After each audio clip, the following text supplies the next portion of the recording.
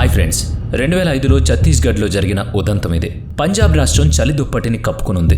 జనం చలిపులికి దారుణంగా దొరికిపోయారు. ఇంట్లో నుంచి బయటకు రావాలంటే 1కి 10 సార్లు ఆలోచిస్తున్నారు. ఓ కుర్రాడు మాత్రం బయటకు పోవడానికి ఒక సాకు వెతుక్కున్నాడు. చండీగఢ్ శివారు ప్రాంతంలో బంగ్లా నంబర్ 112 సంఖ్యతో ఒక ఇల్లుంది. అటుగా వెళ్లే వాళ్ళెవరూ దాని వంక కూడా చూడరు. ఓరకంటితో చూసినా గుండెల్లో గుబులు పుడుతుంటుంది. ఆ బంగ్లా నంబర్ 112 కదేంటో గాని దానికి సమీపంలో దూరంగా మరికొన్ని బంగ్లాలున్నాయి. అవి ఖాళీగానే పడున్నాయి. కాకపోతే ఏవో సందర్భాల్లో ఎవరో ఒకరు వచ్చిపోతూ ఉంటారు. వాళ్ల పిల్లలు ఆడుతూ పాడుతూ కనిపిస్తూ ఉంటారు.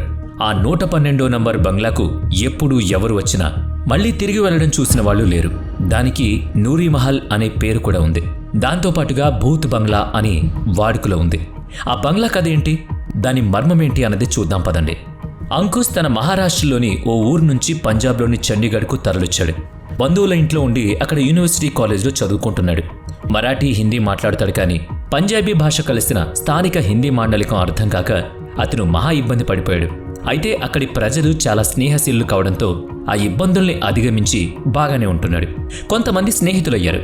అంతవరకు బాగానే ఉంది, కానీ అంకుష్ వ్యక్తిత్వమే కొంచెం అహంభావంతో కూడిందై ఉంటుంది. కోపము ఎక్కువే. తనకు అన్నీ తెలుసనుకుంటాడు. ప్రతిదాన్ని సవాల్గా తీసుకుంటాడు. సర్వము తెలుసనే అతని ధోరణియే అతని పాలిట శత్రువైంది. జెస్సీ, హర్ప్రీత్, సలీం, సుమిత్లు అంకుష్కి చండీగఢ్లో దగ్గరైన తొలి స్నేహితులు. సుమిత్ అయితే అతడి సోదరుడి వరుస కూడా. అంకుష్ ఉంటున్నది కూడా వాళ్ళింట్లోనే. ఆ రోజు కాలేజీలో పరీక్ష. అది ముగిశాక అందరూ ఇళ్లకు బయలుదేరి వెళ్ళగా తాయితీగా బయలుదేరిన అంకుష్ మాత్రం బంగ్లా నెంబర్ 112 వైపుకు వెళ్ళాడు. ఆ ఇంటికి వెళ్లడం అతని ఉద్దేశం కాదు. అయితే ఆ ఇంటి వాకిట్లో ఓ 3 వ్యక్తులు మాట్లాడుకుంటూ ఉండడం చూసి, ఆ ఇంట్లో ఎవరు ఉండరు కదా, తానెప్పుడూ చూడలేదు కదా, ఇప్పుడు వీళ్ళెవరు అని అనుకుంటూ అంకుష్ అటువైపుగా చూడసాగాడు. సంధ్యా చీకట్లు ముసురుకుంటున్న వేళ అక్కడున్న వారెవరన్నది కనుక్కోవాలనే ఆలోచన కలిగింది అతడికి. వెళ్ళి అడగ్గా ఆ రోజు ఉదయమే అక్కడ ఓ 3 మనుషులు చనిపోయారని, అయితే వారి మృత శరీరాలు కనిపించడం లేదని, ఆ విషయమే తాము మాట్లాడుకుంటున్నామని చెప్పారు వాళ్ళు. అంకుష్కి కొంచెం గందరగోళంగా తోచినా వాళ్ళు చెప్పింది మాత్రం అర్థమైంది. అంతట్లోనే వాళ్ళు ఏమైనా సాయం చేసే ఉద్దేశంతోనే వచ్చినట్టయితే ఉండు, కానీ లేకుంటే వెళ్ళిపో, ఈ ప్రాంతం అంత మంచిది కాదని చెప్పారు. అంతటి పంజాబీ భాష అతనికి అర్థం కాకపోయినా ఇంటికైతే తిరిగి వెళ్ళాలిగా. అవి అతనికి సంబంధం లేని విషయాలు కూడాను. తాను ఉండి చేసేది కూడా లేదు కనుక అతను తలూపి అక్కడి నుంచి బయలుదేరి వెళ్ళిపోయాడు. కొంచెం దూరం వెళ్ళగానే తన 4 స్నేహితులు ఒక చోట ఆగి తేనీరు సేవిస్తూ కనిపించారు. అంటే టీ. వాళ్ళని చూసి అంకుష్ అటే వెళ్ళాడు.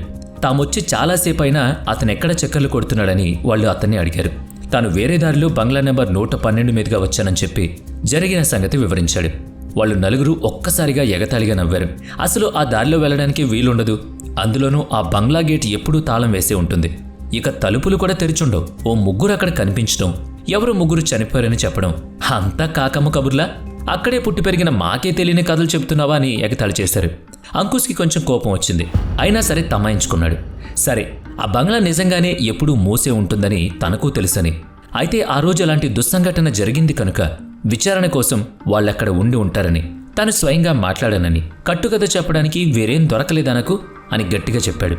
ఆ బంగ్లాలో భూత ప్రేతాలు తిరుగుతుంటాయని చెప్పి తామెవ్వరూ అటుగా పోమని, ఊళ్ళో కూడా ఎవరూ ఆ దారిలో వెళ్లడానికే ప్రయత్నించరని, అటువంటిది నువ్వు వెళ్ళావంటే తెలియకపోయి ఉంటావనుకున్నా, కానీ ఎవరినో చూశాననడం నమ్మలేకపోతున్నామని సుమిత్ చెప్పాడు. నిజంగా చూశాను, మాట్లాడే వస్తున్నాను అని అన్నాడు అంకుష్. అందులో మనుషులుండరని, దెయ్యాలే తిరుగుతాయని సుమిత్, మిత్ర బృందం అంకుష్తో వాదించారు. ఆ కట్టుబాటు దాటి వెళ్లిన వాళ్లు క్షేమంగా తిరిగి రాలేదని కూడా చెప్పారు. అంకుష్ కోపం నశాలను కంటింది. తన మాట కొట్టిపరేయడం వల్ల వచ్చిన కోపం, తాను చూశానంటున్నా కూడా అది జరగదని వాదించడం వల్ల వచ్చిన కోపం, 2 విధాల అంకుష్ సహం దెబ్బతింది. వెంటనే అక్కడికి వెళదాం పదమన్నాడు. వాళ్లతో మాట్లాడి బయటకు తీసుకొస్తా, మీరు బయటే నిలబడండి చాలు అన్నాడు. అంకుష్ కోపం చూసి వాళ్ళు చాలా నెమ్మదిగా అతన్ని సముదాయిస్తూ, అలా నిరూపించాల్సిన అవసరం లేదని, తామే నీకు సవాల్ విసరటం లేదని, ఈ విషయంలో అలా ఉద్రేకపడాల్సిన అవసరం లేదని చెప్పారు. అంకుష్ తన పట్టు వేయలేదు.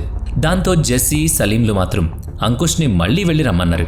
తమకు కాదు, ఈ ఊళ్ళో అందరికీ ఆ ఇంట్లో ఎవరో ఉన్నారనే విషయం తెలియపరదుగాని వెళ్లడంలో తప్పేం లేదు కదా, పోయిరా అన్నారు. పైగా ఊళ్ళో అందరిలోనూ ఎంతో కాలంగా ఉన్న మానసిక భయాన్ని పోగొట్టినవాడు అవుతావు, అందరికీ నువ్వు పెద్ద వీరుడు అవుతావని కూడా చెప్పారు. అలాగని ఆ ఇద్దరూ అతన్నేం వెక్కిరించలేదు. ఒక భయాన్ని పోగొట్టిన వాడి అవుతావని చెప్పారు. అంకుష్ ఛాతి ఉప్పొంగింది. స్థానికుణ్ణి కాకపోయినా కానీ ఈ ప్రాంతంలో తను హీరో అయిపోతాడు, గొప్ప పేరొస్తుంది.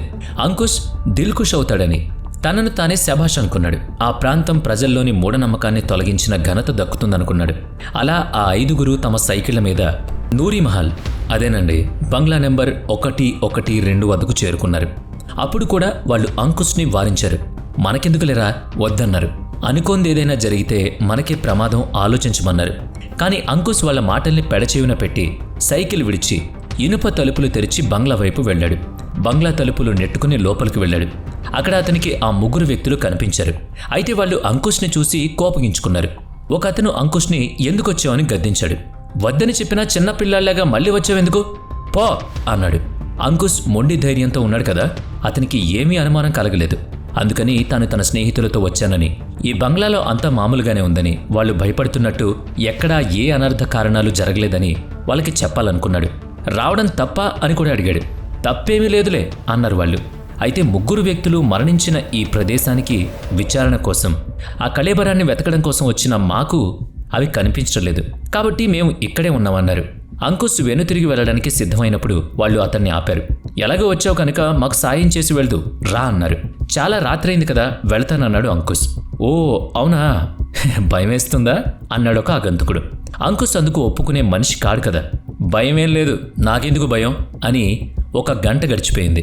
నూరిమహల్కి బయలుదేరి నిల్చున్న 4 గంట సేపటిదాకా అంకుష్ ఏం చేస్తున్నాడు, రాలేదేంటా అని ఆందోళనకు గురయ్యారు.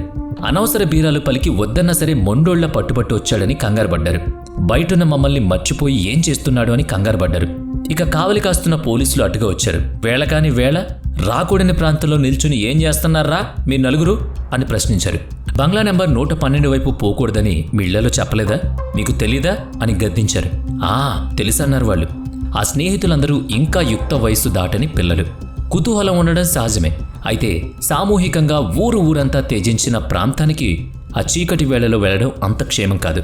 పైగా చనిపోయిన వ్యక్తుల శరీరాన్ని వెతకడానికి తాను సిద్ధం కావడం అనేది ఇంగితం లేని అంకుష్కే తెలియాలి. ఆ ఆలోచన రాలేదతనికి. ఆ 3 వ్యక్తులు పోలీసులేనా అని అడగలేదు.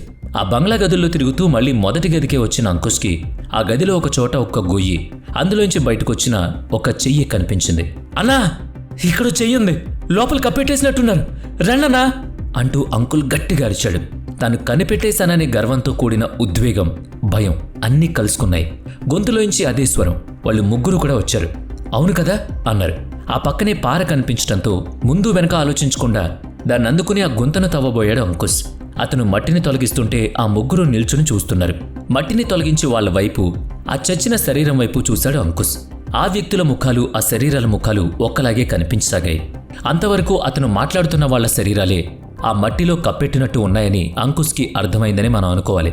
అప్పటికే అంకుష్ బిగుసుకుపోయాడు. తన గుండె కొట్టుకోవడం పెరిగింది. పైకి లేచి ఆ వ్యక్తులున్న వైపు చూస్తే అక్కడ ఎవరూ లేరు.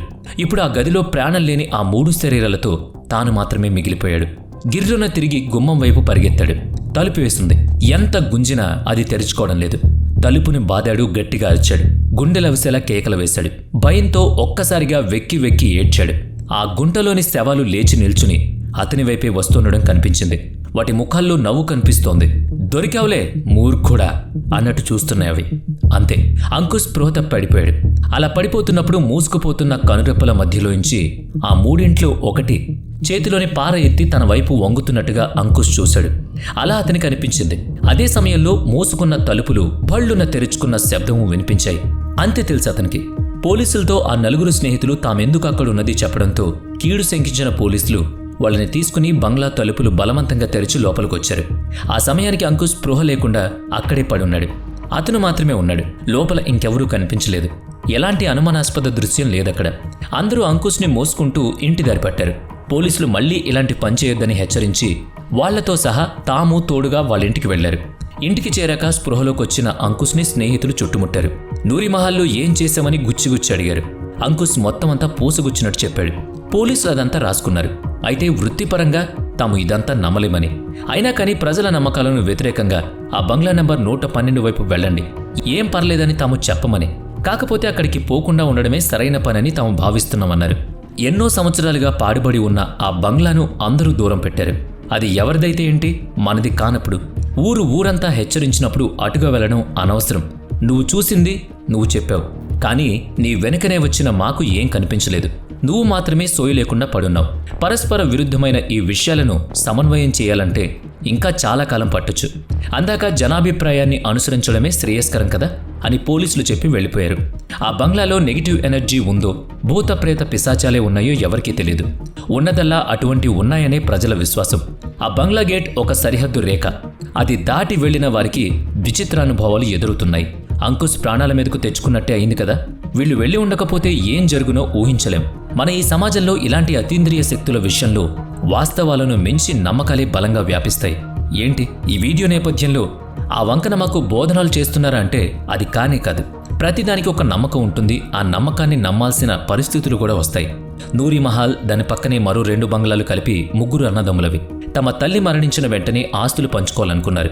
తండ్రి ముందే కాలం చేయడంతో ఆ తల్లి 3 పెంచింది. పెద్దవాళ్ళకి పెళ్ళై ఒక కొడుకు కూడా ఉన్నాడు. తల్లి అంత్యక్రియల కంటే కూడా ఇల్లు, పొలం, ఇతర ఆస్తుల పంపకాల్లో తమ వాటా ఎంతెంత అని వాళ్ళు 3 గొడవ పడ్డారు. కర్మకాండలు ముగిసి అందరూ వెళ్లిన తర్వాత నూరి మహల్లో రాత్రివేళ 3 అన్నదమ్ములు తమకొచ్చిన వాటాల గురించి ఘర్షణ పడుతున్న వేళ వాళ్ళ చిన్నాన్న కొడుకొచ్చి మొత్తం 3 బంగ్లాలకు బయట నుంచి గడియ వేసి పెట్రోల్ పోసి నిప్పంటించాడు. పక్కనున్న బంగ్లాలో ఎవరూ లేరు. కానీ నూరి మహల్ బంగ్లా నెంబర్ 112లో ఉన్న 3 అన్నదమ్ములు కాలి బూడిదయ్యారు. ఆస్తుల పంపకాల సంగతి అలా బూడిదైపోయింది. కానీ ఆనాటి నుంచి వాళ్ళ ఆత్మలు అక్కడే ఉన్నాయి. ఆ 3 బంగ్లాలను బాగు చేసి ఎవరో ఒకరికి అప్పగించే ప్రయత్నాలు జరిగాయి. కానీ ఎవరూ వాటిలో ఉండలేకపోతున్నారు. అనుమానాస్పద మరణాలు సంభవించాయని, ఆ 3 అన్నదమ్ములకు తమ ప్రతీకారాన్ని అలా తీర్చుకుంటున్నారని ప్రజల నమ్మకం. క్రమంగా బంగ్లా నెంబర్ 112 భూతాల బంగ్లా అయింది. జనసంచారానికి దూరమైంది. బంగ్లాలో ఆ 3 అన్నదమ్ముల్ని బంధించి నిప్పు పెట్టిన వాళ్ల చిన్నాన్న కొడుకు సైతం 2-3 రోజుల వ్యవధిలోనే అనుమానాస్పదంగా చనిపోయాడు. అది ఆ 3 అన్నదమ్ముల ఆత్మల ప్రతీకార చర్యగానే భావించిన ప్రజలు మానసికంగా భయపడ్డారు. అంకుశ్ ఎలాగూ మళ్లీ అటుగా పోలేదనుకోండి. 2010వ సంవత్సరంలో ఆ ప్రాంతంలోని కట్టడాల్ని ప్రభుత్వం కూలగొట్టింది. నియమాల ప్రకారం ఎవరికి చెందిన, ఎవరు నిరూపించినా, ఎవరు ఉపయోగించని ఇళ్ళు, ఆస్తిపాస్తులు ఒక సమయం తర్వాత ప్రభుత్వ ఆధీనంలోకి వెళతాయి కదా. సో ఇప్పుడు అవన్నీ కూడా ప్రభుత్వ క్వార్టర్స్. వీడియో నచ్చితే లైక్ చేయండి, షేర్ చేయండి. ఇప్పటి వరకు మన ఛానల్ని సబ్స్క్రైబ్ చేయనట్లయితే ఇప్పుడే సబ్స్క్రైబ్ చేసుకుని పక్కనే ఉన్న బెల్ ఐకాన్పై క్లిక్ చేయండి. నెక్స్ట్ వీడియోలో మళ్ళీ కలుద్దాం. Thanks for watching.